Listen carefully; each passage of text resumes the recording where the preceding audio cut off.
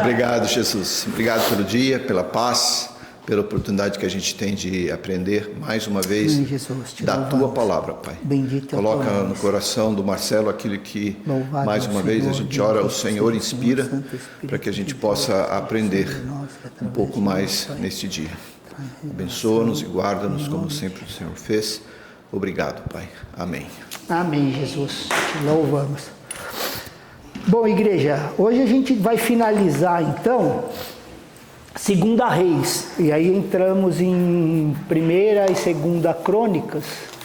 E vamos fazer junto com Esdras, porque são narrativas do mesmo período. E até entende-se aí a maioria que Esdras é que escreveu também o livro de Crônicas, né? Mas antes disso, a gente terminou na aula passada com aquela passagem lá, né, de Naamã, que foi lá e achando, né, que vão orar por mim, vão me ungir, eu sou lá, né, e chegou lá, o homem de Deus nem falar com ele foi, né, pediu para ele ir lá, descer 7 vezes, né, num rio que em tese era lamacento, perto dos rios que ele tinha, até a Bíblia cita isso, né, e todo aquele significado que a gente viu na aula passada, né, da humildade aí, né, 7 vezes, abaixando, né, todo esse simbolismo do número 7, enfim. Só que aí, a mensagem era, cara, continua descendo aí, abaixando, até se tornar como criança, porque o resultado daquilo, falou assim, aí a pele ficou como de uma criança, né, de um bebê. Então, assim, de nós estarmos sempre assim, né, andando em humildade perante todos e perante o Senhor, né, a Bíblia fala humilha-te, né, debaixo das mãos do Senhor, dizendo nisso até nos tornarmos como criança, né, que o próprio Jesus falou, deles é o reino, né. E aí o desdobramento disso é que ele chega lá, caramba, isso, que milagre, né? Estou igual um bebê, agora a minha pele vai lá e traz muita grana para o cara, muito dinheiro, né? Com roupas, com joias, mas no sentido de, levou muita grana, né? E aí o Eliseu volta para ele, acho que ele não esperava, né? Assim como vive o Senhor, eu nada pegarei, né? Nada aceitarei. Tipo assim, não tem a menor possibilidade, né? Assim como vive o Senhor, né? Aquele que diante dele estou, eu nada levarei. E é interessante que na Bíblia, a gente, né, deve ler com cuidado, com cautela, né, devagar. Eu falo isso porque eu também já errei, né? Eu ali no ano 4 vezes, né? E não é assim. Enfim, né? Quando fala lá em 3 João, no verso 7... ele está explicando, né? João está dando instruções, né? A quem ele ama, né? Deseja que você vá bem, blá, blá, blá. E aí ele está falando assim, ó, porque pelo nome de Jesus, né? Está falando assim, pelo seu nome saíram. E aí fala assim, ó, nada tomando dos gentios. Então, assim, os incrédulos, que a igreja precisa entender essas coisas, né? Eles não têm o direito de sustentar a obra de Deus. São os filhos, é a família que sustenta a obra de Deus, são os servos de Deus, né? E Paulo fala, né, que assim, foi dada a conhecer a graça, porque aquele povo que, em tese, teria menos condição, eram os mais simples, foram os que mais cooperaram. E aí Paulo fala assim, tiveram a graça de participar. Então, assim, a obra de Deus é tocada pela família de Deus, pelos filhos. Quando fica essas campanhas, sabe, para os incrédulos e blá, blá, cara, não é isso, né? Ó, nada tomando dos gentios, nada, né? E aí nesse caso, né, o que o Eliseu, né, tá falando assim, cara, eu fico feliz de te abençoar, de resolver seu problema, mas não é pelo seu dinheiro que eu sirvo a Deus. Minha recompensa não está nessas coisas, eu não sirvo homens, eu sirvo a Deus, né? Então, assim, é um privilégio, né, que Deus dá para o teu povo sustentar a obra e os servos. Privilégio. Então, você vê que Eliseu, ele recebia das pessoas tementes a Deus. Não é esse o problema é os gentios, daqueles que não creem, né? Aquela mulher rica também sustentava ele, mas era temente a Deus, ia lá, tinha um lugar para ele ficar, né, tal. Mas Naamã, apesar de toda a riqueza dele, né, ele falou, não posso aceitar, né? E aí a igreja erra muito nisso. Eu gosto de trazer assim os princípios e os fundamentos de uma maneira que a gente consiga ver a aplicação, e a gente olhando no universo religioso, na nossa cultura, como é que isso funciona, sabe? Omar, eu nem sei se essa minha pergunta... Não sei se é bom manter na gravação essa pergunta. Qualquer coisa, né? Porque quando você falou isso, eu lembrei quando os israelitas saíram do Egito, que eles saíram com muitas coisas, né? Os próprios egípcios deitaram coisas para eles e eles saíram com essas coisas. Qual será que é a diferença entre... Total, da água para o vinho. Era uma restituição de 400 anos de escravidão. Vocês trabalharam debaixo de um jugo, vocês fizeram essa nação sem receber nada. Então ali não estou te dando, é uma restituição. Tá? Então assim, né? Eliseu, né, recebia das outras pessoas sem problema nenhum, né? E aí Eliseu, né, disse não, né, para ele. Mas aí tinha lá o aprendiz dele, Geazi, né? E aí, tipo, Geazi falou, cara, esse cara tá louco, né, meu? Como assim, né? E aí ele foi lá, né? E aí a gente trazendo para a nossa realidade, né, é a história dos repórteres, do que eu estou fazendo aqui, sabe? O pessoal colaborar. Estou fazendo aqui e tal. E via de regra, tipo, fazendo mesmo propaganda, e grande parte delas enganosa.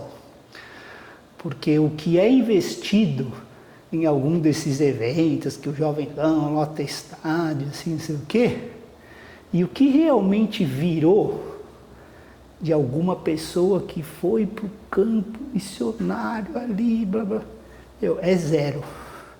Eu quero ouvir algum repórter de algum piedoso que está numa nação aí hostil ao evangelho por causa dessas coisas, sabe? Enfim. Mas aqui, Geazi, né, foi atrás de Naamã, isso está em 2 Reis 5:21, né? E Naamã viu, né, que estavam correndo atrás dele e tal, e aí todo mundo sabe a história, né? Tipo, não, trazendo para cá, não, nós temos uma escola de profetas, né? Estou parafraseando, né, porque eles tinham mesmo. E, pô, tá muito bem, mas se tivesse incentivo e tal, né, e pá. E aí foi lá, né, Naamã deu tudo aquilo, né, mas era a cobiça, né. E eu trago, assim, esses paralelos para a gente entender. Será que essas cartas, essas coisas, falando, nossa, o avivamento que está acontecendo nessa nação por causa... Será? Né?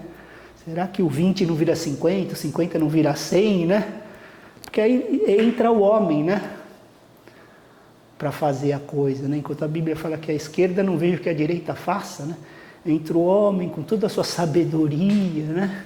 De como tocar o coração das pessoas e tal, né?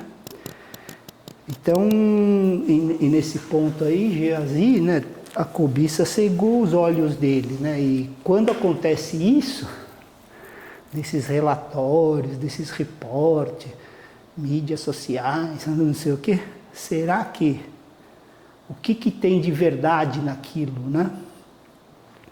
Enfim, né? Estou trazendo um paralelo para a gente ver como isso se encaixaria hoje, né? Na nossa cultura, né? E tipo, olha, foram curadas tantas pessoas, sabe? Fez assim, agora fiz assim, endireitou, sabe? O pé e tal, e blá. E, então vamos arrecadar para o ministério e tal, né? E de repente, quem está lá vivendo aquilo, fala, mas será que está acontecendo isso mesmo, né? Será que é esse avivamento todo, é esse derramamento do poder de Deus mesmo, né? E então eu estou trazendo para a gente, assim, para a gente entender como funcionaria os Geazis de hoje, né? Que é para a gente entender, né, como que...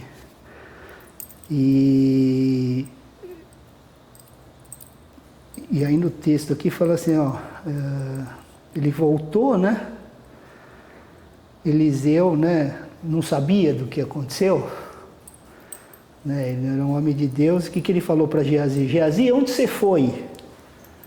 Né? Ele perguntou, onde você foi? Deu chance, né, para ele confessar, né? Nessa hora ele podia falar, eu achei que você estava errado, então eu fui lá, né, tal. Mas ele falou assim, não fui em lugar nenhum, fiquei aqui mesmo, estava fazendo outras coisas, né? E aí Eliseu fala assim, eu sei de tudo, eu vi exatamente o que você fez, Deus me mostrou, né? Você indo, vi o homem, né, se virando e vi você pegando. Tipo assim, eu vi tudo, né? É esse o tempo, então, de receber o dinheiro dos pagãos? Né?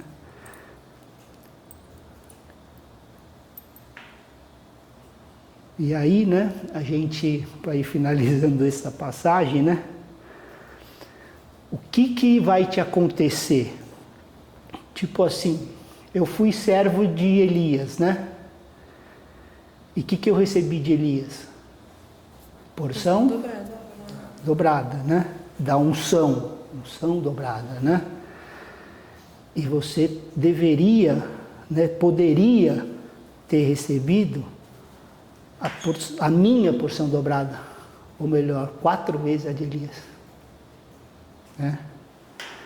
Mas em vez disso, você vai pegar o que você foi atrás, dobrado. O que ele tinha na mão? Como é que foi a dele? Nele e no filho, dobrado. 2 gerações leprosas na família agora.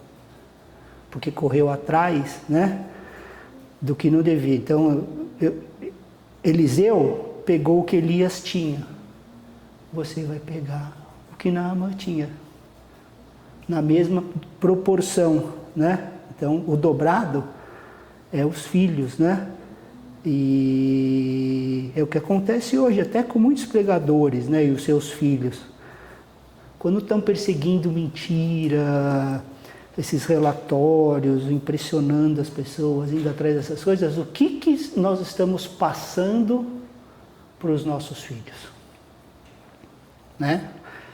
E aí você imagina, né? Eu até falei com a Carlinha isso, tempo atrás disso, né?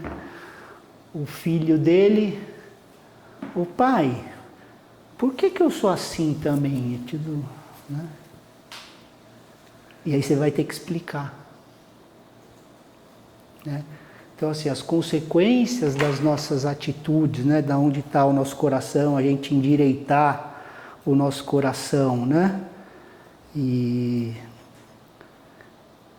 aí tem também outro milagre que Eliseu fez, né? No capítulo 6, tinha lá os estudantes, né? Dos profetas, lá da escola bíblica deles lá. E eles falaram que estavam fazendo uma construção, né, na nossa área, expandindo o alojamento e tal. E aí a cabeça, né, a parte de ferro, de aço do machado caiu no rio. Né? E aí Eliseu vai lá, joga o graveto, né?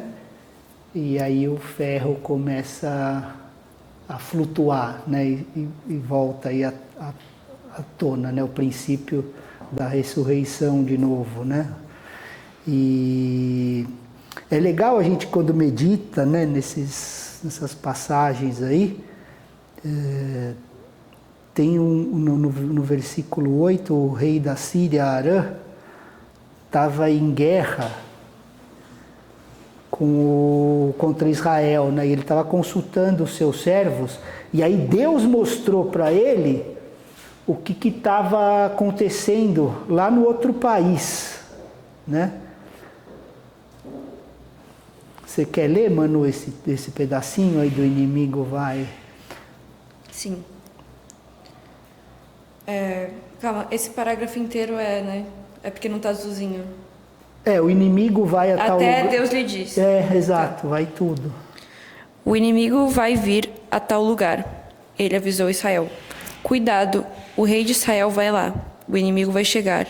Não vá perto dali para não ser derrotado.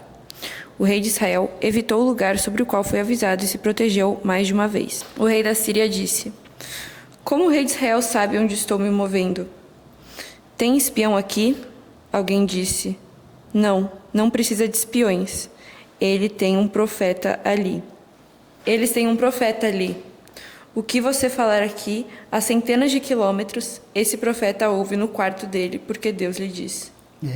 Então aqui, né, dizendo assim da verdadeira profecia, né? O que Eliseu fez, né? Ele avisou Israel do que ia acontecer. O inimigo vai vir aqui na próxima semana. Prepare-se, o inimigo está vindo, né? Então, essa, na verdade, o ministério profético, né? Uma vez que a nova aliança, né, está estabelecida entre o fundamento, né, dos apóstolos e dos profetas, esses ministérios servem para isso. Então, assim, qual que é a verdadeira profecia? É avisar a igreja os seus desvios, o que Deus está fazendo, o que está acontecendo, o sistema mundo. Vocês não estão enxergando, o inimigo está vindo, é aqui. Né? É nesse sentido, né, que se levanta a voz profética na igreja. Quando a igreja tem a bênção, né, de ter um ministério assim honesto nesse sentido, né, de aquela pessoa que tem de conseguir enxergar, de Deus mostrar as mazelas e também mostrar como o inimigo está vindo, quando está vindo, né, para a igreja se atentar, né, a igreja vai ser muito abençoada, porque vão saber, né, por onde está vindo o ataque do inimigo, né? Você imagina assim ter um homem como Eliseu numa nação, né, como Israel. O inimigo está vindo dali, você já sabe, né? Então nesse sentido, né, quando serve para profecia, é Deus revelando, né, de maneira sobrenatural o que está acontecendo, o que vocês vão enfrentar. Entendeu? Porque o mundo jaz no maligno, a gente sabe disso, mas tem coisas que vêm um ataque direto, né? Uma coisa mais específica, né? E aí essa palavra profética é mais esse sentido, não é o que fazem com isso aí, eu vou comprar um carro novo, vou não sei o quê, meu emprego, minha mulher vai ser bonita, tal, sabe, essas coisas que com propósito é zero, e muitas vezes acha que é Deus falando, né? Não que ele não possa falar o que ele quer, não é esse o ponto, mas vocês estão entendendo, né? E quando a Bíblia fala assim para a gente cobiçar e profetizar, né? Buscai, é nesse sentido, né? Busca ouvir a voz de Deus, né? Para falar para o povo de Deus, é nesse sentido, né? E a gente também tem um exemplo, né, de profecia no capítulo 7, né? Um tempo de fome. E 4 leprosos. Havia fome porque o exército, né, dos arameus, dos sírios, cercaram toda a cidade de Israel, né, lá da Samaria, e não tinha comida. E a situação estava tão tenebrosa que as mulheres estavam comendo os próprios filhos, cara. Uma coisa surreal, né? E do lado de fora, os leprosos, né? E vocês lembram, né, que nessa sociedade os leprosos não entravam na cidade, né? Eles ficavam à parte, totalmente fora da cidade, né? E aí eles disseram, de qualquer jeito estamos morrendo de fome e dentro da cidade não tem comida. Se a gente for ao acampamento, né, dos sírios, dos arameus, né, no máximo eles vão nos matar. Vamos morrer mesmo? Então vamos lá. E o Senhor tinha derrotado, né, os sírios e feito eles fugir, né? Tinha feito eles ouvirem som de cavalos e tal, né? É bem bacana ler com calma essa passagem, né? E aí esses leprosos, né, foram e acharam comida, bastante comida. E aí eles disseram, né, eu estou no capítulo 7, no verso 9. Lê o verso 9, Manu. Não estamos fazendo certo. Este dia é dia de boas novas do Evangelho, mas estamos calados. Temos que ir contar aos outros. Olha o que é, se quiser um desafio para evangelismo, você tem aqui, né? Os caras lá leprosos, fora da cidade, não podendo entrar, né? Que senão seriam até mortos ali. E aí eles acham comida, em vez deles pegarem lá. E, não estamos fazendo certo. Esse é o dia das boas novas do Evangelho. Mas estamos calados, temos que ir contar aos outros, né? Então, Deus abençoou a gente está saudável, mas tem pessoa lá em Samaria que ainda não ouviu, vamos contar para elas, né? E eles foram e contaram. Toda a cidade de Samaria foi salva, né? Aí no capítulo 9, a gente vai ler sobre a morte de Jezabel, né? A esposa de Acabe. Ela é uma personalidade assim, bem interessante, né? Lutou contra os verdadeiros profetas de Deus, né? É interessante estudar assim o que ela fazia. A gente não vai detalhar nisso, né? Mas lá em Apocalipse 2, o Senhor fala lá para a igreja, né, de Tiatira: você tem sua Jezabel que desvia os meus servos, né?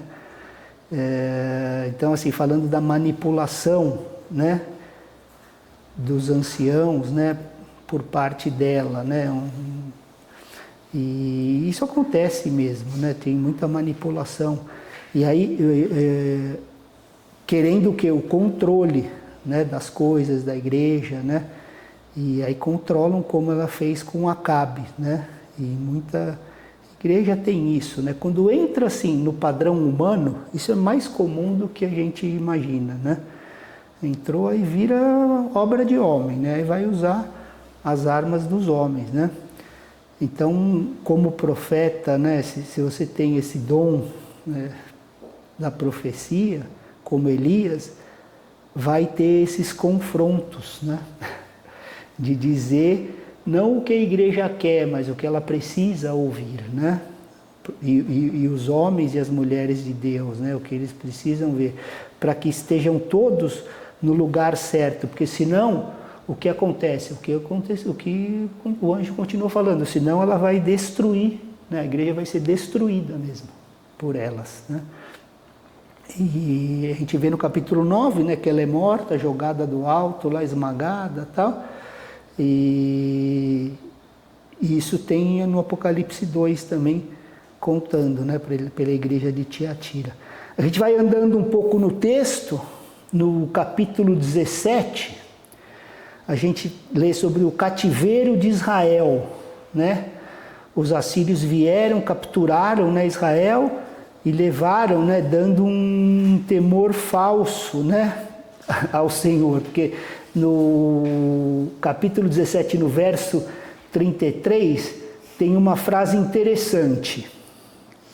Temeram ao Senhor e serviram aos seus próprios deuses. A gente tem que ler devagar isso, né? Porque é o que acontece, igreja, no cristianismo de hoje. Tipo assim, ó, olha bem essa frase: temeram ao Senhor e serviram aos seus próprios deuses, né? Então assim, o que quer dizer isso? A gente mostra um certo respeito, né, pelo verdadeiro Deus, né?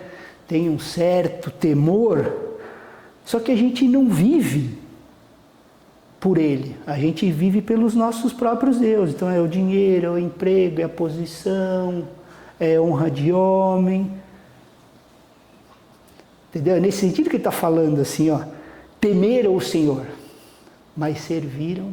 Então eu tenho temor, mas no meu dia a dia, o que me move? Que Deus eu estou correndo dia? A gente tem que fazer, enquanto eu estou falando, eu estou fazendo meu autoexame.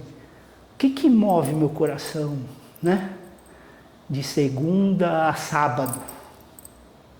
Domingo, ok, o dia do Senhor, eu ainda estou aqui, né, tal. Mas de segunda a sábado, assim, esse temor está fazendo eu servir o meu Deus, né? O único Deus verdadeiro, Criador de todas as coisas, ou eu estou atrás dos meus deuses? E aí cada um faz o seu, né? A sua análise, assim, né? Eu estou vivendo por quê? Pelo dinheiro que eu estou produzindo, né? Pela minha carreira, eu quero ter visualização, eu quero ter... Eu uso essas palavras aí porque como é jovem, está tudo nisso, né? Eu não entendo muito, mas é pelo like, é pelo engajamento, é pelo não sei o quê, né? O que está me movendo, né? Quero ter uma posição, né? Um respeito. Então, será que o temor, que nem aqui, o temeram ao Senhor, então tinha um temor. O nosso temor é esse, a gente vem domingo aqui, estamos com os irmãos, temos comunhão, ouvimos a palavra, adoramos nosso Deus, e aí? Né? E o resto? A gente está servindo os nossos deuses?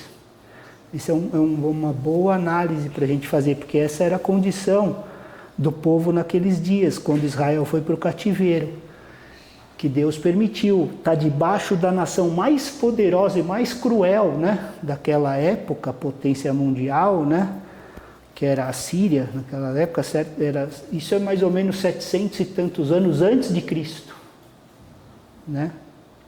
E aí em 2 Reis 18, a gente lê sobre esse tempo, né, de Ezequias, que era um bom rei, né? O pai dele tinha sido uma peste, né? Não sei se essa palavra é muito feia, mas tinha sido muito ruim, né? O Acaz.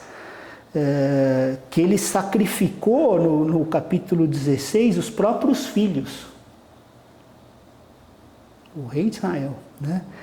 E o irmão de Ezequias foi sacrificado, né? Pelo pai, né, de tão ruim que era. E Ezequias cresceu diferente do pai, né? Então assim, louvado seja Deus, né? Porque isso mostra assim que a nossa relação com Deus, ela não é baseada na relação pelos homens. Não importa o meio que a gente vê, mas minha família, mas o meu...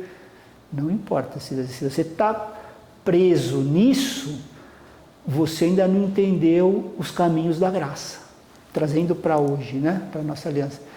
Porque a gente acaba sempre, né, me falando, você fala alguma coisa, mas há mais, né? Não. Então você está nesse testemunho testificando que você não crê nos caminhos comuns da graça, que é possível salvar uma pessoa, independente de onde ela esteja, independente do que ela fez, uma vez que ela creu e se arrependeu, né? E é isso que ensina esse pedaço aqui, né? Então, louvado seja Deus por pessoas dispostas, né, a serem diferentes do ambiente ou da onde elas estão, né, inseridas, na família.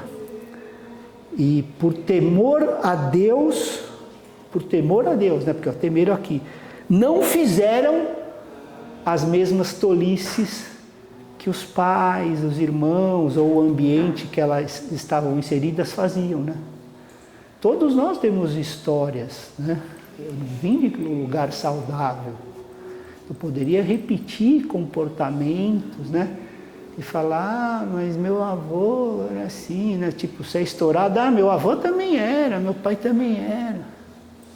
Então você não crê nos caminhos comuns da graça, que te dá o domínio próprio, né? Que te dá a mansidão, porque você está preso no... Né? É o que mostra aqui, né? Esses ensinos aqui. E aí Ezequias descobriu que o povo, né, estava adorando, a serpente de bronze, né? Vocês lembram lá da serpente lá de Números, né? E a gente não vai olhar muito, porque a gente não tem tempo. Eu pensei que eu ia terminar Crônicas hoje, eu nem entrei. Moisés ergueu, né, a serpente. Jesus até cita com Nicodemos, né, assim como a serpente foi erguida no deserto, importa que o Filho de Deus, né, seja erguido, o Filho do Homem, né, a figura de Jesus na cruz para curar os nossos pecados, para nos salvar do nosso pecado, porque no primeiro capítulo do primeiro evangelho lá de Mateus fala isso, cara, é a maior promessa e o povo parece que está buscando outra, né? Ele veio para salvar o povo do pecado, para nos tirar do pecado. E aqui nessa serpente falou, cara, vai curar vocês dos pecados, né? E essa serpente fez um milagre tão grande, né? Que até aquele dia o povo ficava adorando, né? É a história da idolatria, né? Até que Ezequias finalmente queimou ela, né? E Davi, o homem segundo o coração de Deus, né? Não teve luz para destruir ela, né? Aquele dia, ou seja, até Davi, né? Nos dias de Davi eles ainda adoravam, né? Ela não era como um ídolo, mas eles falavam um sinal de Deus, mas estavam adorando, né? Qual que é a diferença, então, de eu botar uma Maria? De eu botar uma Maria, porque eles estavam adorando a serpente, mas falavam, não, mas é um sinal de que Deus fez, então estou adorando aqui. Então eu boto uma Maria, Deus também não agiu pela vida da Maria? Se a gente for trazer, né, assim, então nada pode estar, né, em nossa relação. Quando Gálatas fala, né, que maldito, né, qualquer coisa qualquer ponto de contato que a gente precise trazer para se relacionar com Deus é maldito. Não sou eu que estou falando, é a Bíblia. Porque é assim, eu questiono o cara lá da Maria, mas aí eu trago as coisas judaizantes, né? Tem daquele pontinho de contato. Não, mas eu tenho que subir lá naquele monte. Sempre alguma coisa eu tenho que fazer para ter isso, um ponto de contato, né? Então a discussão de Gálatas trata sobre isso. Fala, qualquer coisa que você acha que você precise fazer para estar mais próximo, para trazer Deus até você, é amálgama, né? É maldito, né? Anátema, mais do que amálgama, não é nem mistura, é maldição mesmo. Não, é que a amalgamação é uma mistura, né? Eu quis dizer nesse sentido, mas não é mais furo mesmo. O Marcão lembrou bem o que usa no dente, né? Que é essa mistura. Mas é anátema, né? E a Bíblia fala com clareza isso, né? E aí foi queimado, né, tal, e às vezes uma pessoa que não é tão grande assim, tem mais luz sobre essas coisas, às vezes lendo uma passagem.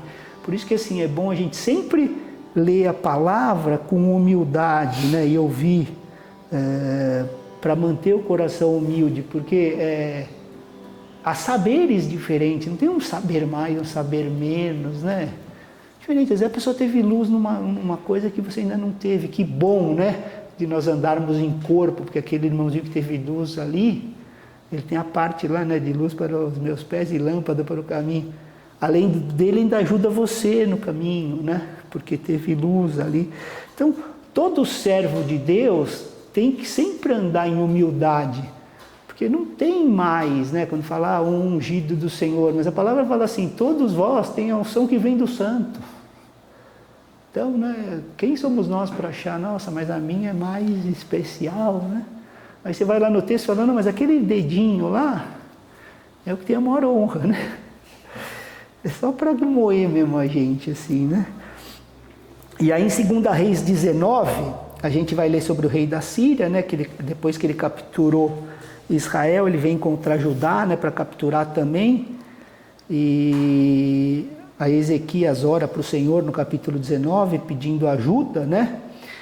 E naquela mesma noite, lá no versículo 35, 19:35, vem um anjo e destruiu 185.000 Um anjo do acampamento assírio. Está lá em capítulo 19, versículo 35.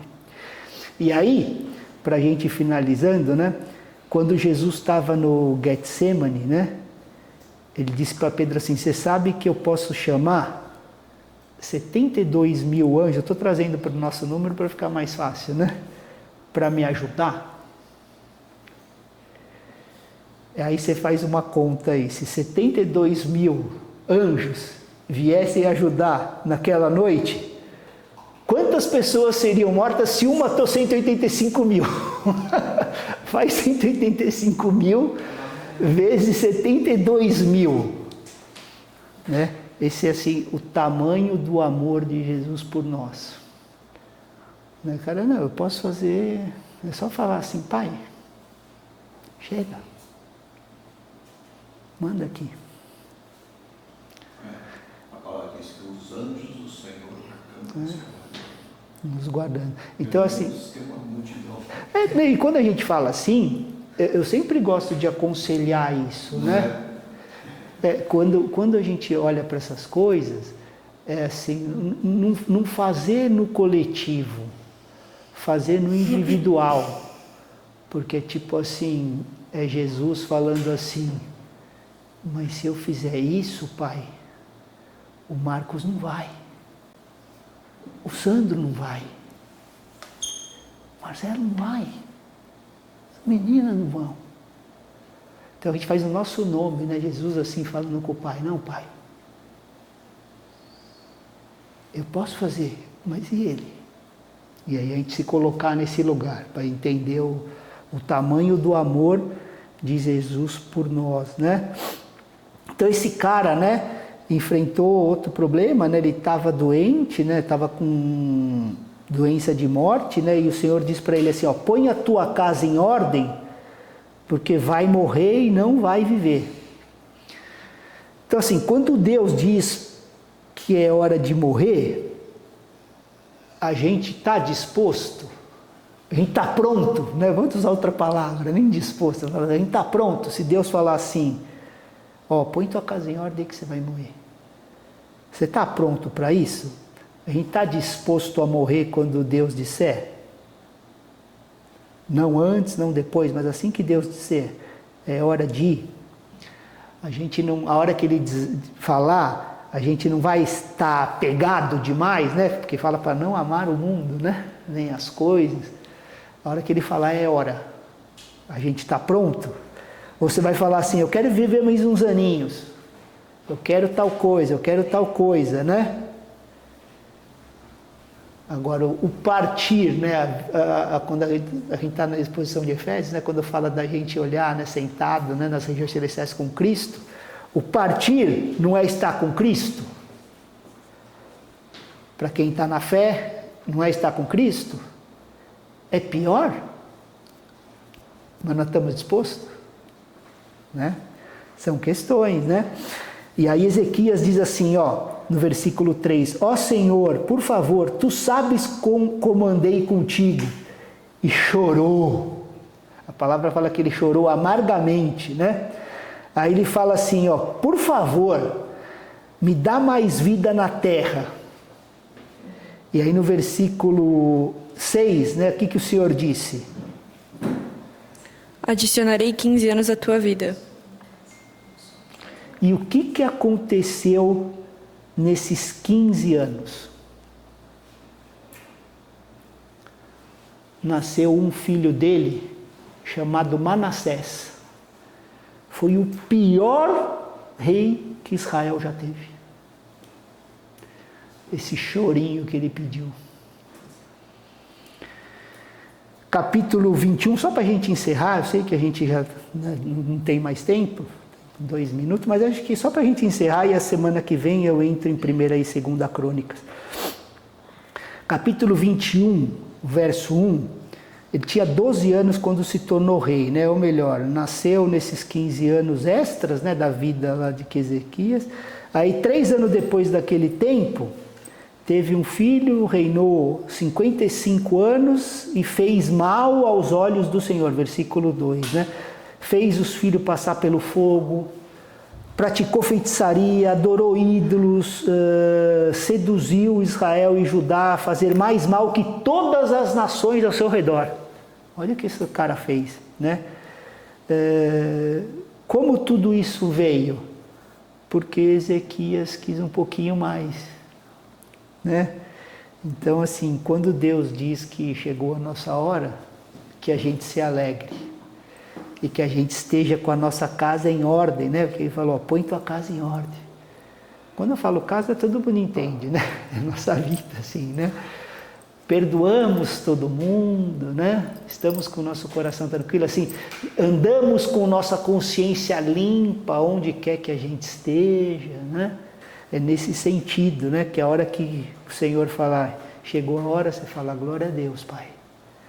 Podemos ir, né?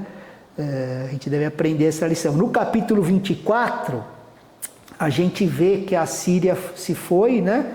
Babilônia subiu, né, com uma nova superpotência, e aí Babilônia vem contra Judá e destrói Jerusalém, né, como Manassés, né, a tradição diz que Isaías profetizou nos dias de Manassés e que Isaías se escondeu, né, dentro de uma árvore lá e pregava aquelas profecias duras, tal, e aí Manassés mandou tirar ele de lá, tal, e a gente também lê um pouco isso em Hebreus 11, né.